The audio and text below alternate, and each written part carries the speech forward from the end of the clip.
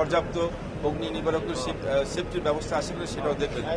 আর আজকের এই দুর্ঘটনার পর থেকে শুরু থেকে কিন্তু প্রতিটা মুহূর্তে আমাদের মাননীয় প্রধানমন্ত্রী জনাব শেখ হাসিনা উনি এ ব্যাপারে মনিটরিং করেছেন, দিক নির্দেশনা দিয়েছেন এবং যত দ্রুত সম্ভব আটকে পড়া এই মানুষগুলোকে উদ্ধার করার জন্য উনি সবসময় নির্দেশনা দিয়েছেন এবং তার নির্দেশনাবলী এবং আমাদের ফায়ার সার্ভিসের দক্ষ ইউনিটের কারণে আমরা এই 10টার মধ্যেই এই ভয়াবহ অগ্নিকাণ্ডের মধ্যে থেকে সঙ্গে উদ্ধার করতে সক্ষম হয়েছে।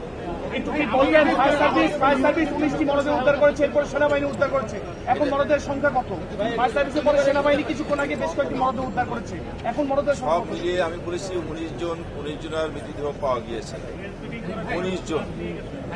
জানা যাচ্ছে যে বিল্ডিং এর উন্নত ছিল অন্যতলা পর্যন্ত, তারপরে এটা অবৈধভাবে আরো 22 তলা 5 তলা বাড়ানো হয়েছে। এটা কি আপনাদের নজরদারির ব্যর্থতা সরকারের? আমি দেখুন এই বিল্ডিং এর নকশা অনুমোদনের ক্ষেত্রে কি ছিল বা কি ছিল না সেটা এই মুহূর্তে এখানে মানুষকে উদ্ধার করা বাদ দিয়ে এটা দেখার কোনো সুযোগ নেই। এটা আমরা অবশ্যই যেহেতু আমাদের এখানে গণপূর্ত বিভাগের সচিব আছেন এবং 4 সদস্যের তদন্ত কমিটি গঠন হয়েছে, এই তদন্ত কমিটি এই সবগুলো বিষয় পর্যালোচনা করবেন, দেখবেন তদন্ত করে এবং এর সঙ্গে যদি কোনো নিয়মের ব্যত্যয় ঘটে থাকে তাহলে যারা নিয়মের ব্যত্যয় ঘটেছে তাদেরকে আইনের আওতায় কঠোর শাস্তির ব্যবস্থা নিশ্চিত করা হবে। 8 বছর আগে এই ভবনে অগ্নিকাণ্ড হয়েছিল।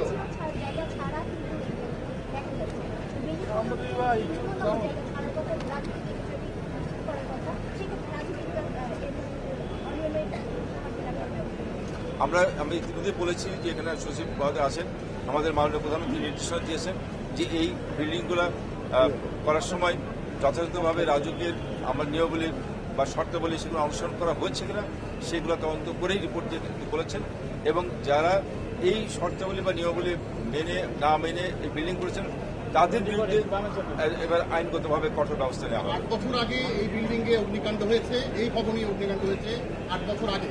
তখন তদন্ত কমিটি হয়েছে, বলা হয়েছে ব্যবস্থা নেওয়া হবে। কিভাবে অগ্নিকাণ্ডের সূত্রপাত হলো আমরা দেখবো, কেন কি হয়েছে সবকিছু দেখা হবে।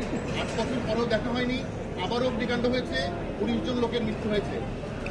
এর দায় দায়িত্ব সরকার নেবে কিনা? আমরা বলছি যে দেখুন 8 বছর আগে এখানে কি ঘটেছিল সেটা আমি এই মুহূর্তে বলতে পারবো না, সংশ্লিষ্ট কর্তৃপক্ষই বলতে পারবে। তবে আমরা আজকের এই ঘটনার সঙ্গে যারা যে বিষয়গুলো জড়িত আছে সেগুলো তদন্ত করে এই ঘটনার সঙ্গে সংশ্লিষ্ট ব্যক্তি বা কারোর গাফিলতি বা কোনো নিয়মের ব্যত্যয় ঘটলে তাদের বিরুদ্ধে অবশ্যই আইনগত ব্যবস্থা নেওয়া হবে, সেটা আপনারা দেখতে পারবেন খুব শীঘ্রই। এখন একটা স্পেকুলেশন আছে যে ভিতরে অনেক লাশ রয়েছে, এরকম একটা স্পেকুলেশন হচ্ছে। এখন পর্যন্ত আমাদের ফায়ার সার্ভিসের ডিজি আছে এবং তার সঙ্গে আমাদের উপরে ইউনিট আছে, স্বাস্থ্য সেবা আছে, ওনারা প্রত্যেকটা ফ্লোর একদম 22 তলা পর্যন্ত প্রত্যেকটা ফ্লোর চেক করে তারা দেখেই তারপরে নেমেছেন ওর ভিতরে কোনো মানুষ নেই, এটা আপনাকে নিশ্চিত করতে পারি।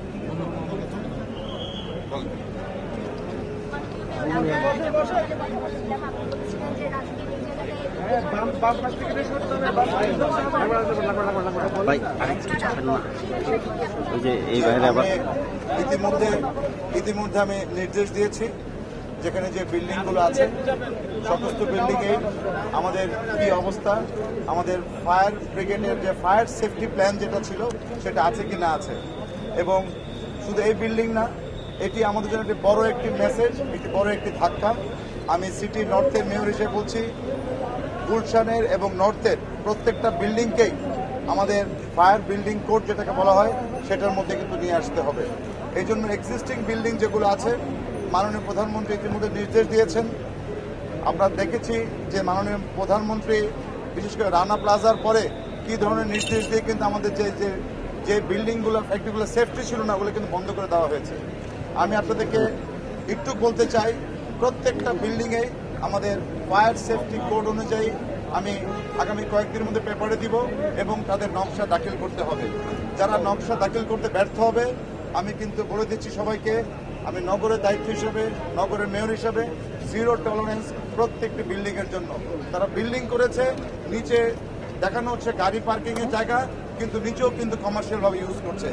নিচে যারা গাড়ি পার্কিং করছেন না, আমি অনুরোধ করব আপনারা নিজ নিজ দায়িত্বে আপনাদের নিচের জায়গাকে যেরকম আপনার গাড়ি পার্কিং এ বন্দোবস্ত করবেন, ঠিক সেরকম নিজ নিজ দায়িত্বে আপনাদের প্রত্যেকটি বিল্ডিং এর ফায়ার সেফটি কোড মেনে আপনাদের কিন্তু বিল্ডিং গুলা কিন্তু এখন পরিবর্তন করতে, বিল্ডিং আপনারা বলতে পারেন বিল্ডিং হয়ে গেছে, কিন্তু এটা পরিবর্তন করতে হবে। বাংলাদেশ ন্যাশনাল বিল্ডিং কোড অনুযায়ী প্রত্যেকটা বিল্ডিং কিন্তু চেক করা হবে। অবশ্যই জি অবশ্যই এটা ইমিডিয়েটলি হয়ে যাবে। এটা ইমিডিয়েট হবে, কারণ একটা তো পরিকল্পনা করে করতে হবে, বাট এটা অতি সত্বর এটাকে আমরা আমাদের আর কত শিক্ষা আমরা নিব, আর আমরা শিক্ষা নিতে চাই না, আমরা এটা বাস্তবে পূরণ করতে চাই। এবং এই ব্যাপারে আপনাদের সকলের সহযোগিতা এবং অবশ্যই বাংলাদেশ আওয়ামী লীগ মাননীয় প্রধানমন্ত্রী সেই সহযোগিতা দিচ্ছেন। আমরা দেখেছি যে আমাদের পার্টির ভারপ্রাপ্ত আমাদের সচিব এখানে আছেন। আমি মনে করি আমরা সকলে মিলে একটি সুন্দর বাংলাদেশ এবং একটি সুন্দর ঢাকা সম্পর্কে পাবো ইনশাআল্লাহ। ধন্যবাদ সবাইকে।